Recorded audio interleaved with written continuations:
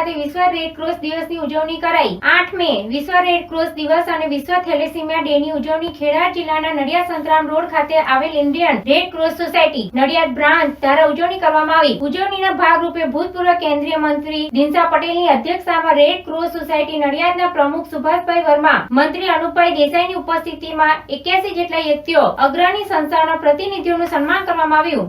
પ્રોત્સાહિત કરવાનું કામ રેડ ક્રોસ સોસાયટી દ્વારા રેડ ક્રોસ સોસાયટીનું 8મી મે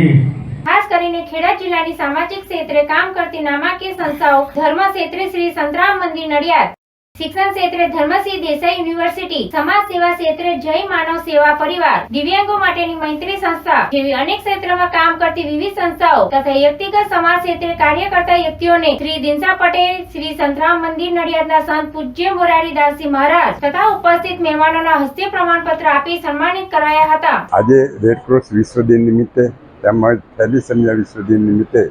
આજે જે અહીંયા મોક સેવા કરે છે, સંસ્થા હોય કે વ્યક્તિગત હોય, તેમને સૌનું આજે સન્માન રાખવામાં આવ્યું।